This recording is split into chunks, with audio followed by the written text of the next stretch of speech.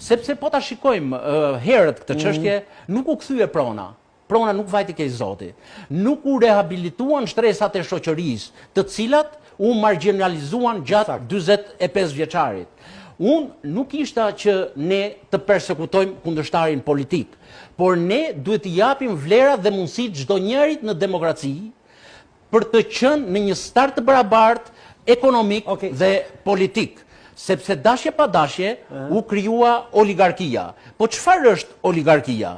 Oligarkia ishte edhe në komunizëm, sepse komunistët normalisht qeverisin si oligark 3 milion banor të barabartë dhe ata jetonin në kushte luksoze. Ndërsa sot ekonomia dhe politika është e uzurpuar në një grush njerëzish, 16 biznesmen dhe politikan, taksat e shqiptarëve i marrin po ata dhe njerëzve nuk u ngelet asnjë zgjidhje tjetër veç se të marrin çantat dhe t'ikin si në kohën e Maxhirollikut.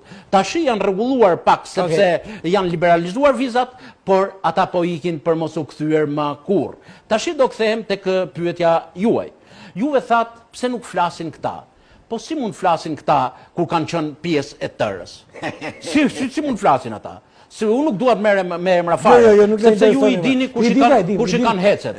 Ju e dini kush lëviz me makina 100 deri në 200.000 euro. Ju e dini kush janë ata që fëmijët e tyre bëjnë shkollat në Angli, në Amerikë, në Suedi, në Hollandë, ku di unë, dhe fëmijët e 90% e shqiptarëve nuk munden t'i arsimojnë këtu në Shqipëri e jo më t'i dërgojnë atje. Të bëjmë një pyetje provokuese. Pa.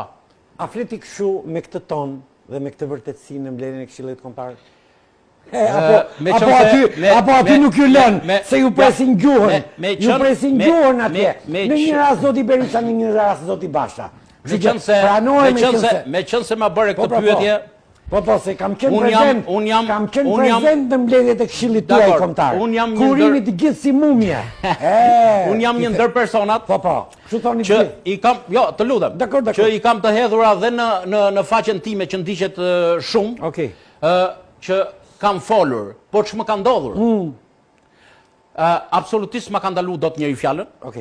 Duke thënë gjithçka që ka menduar brenda kornizës të statutit Partisë Demokratike, pa cënuar integritetin dhe moralin e askujt, por dhe pa hedhur punën dhe kontributin e kësaj bazës.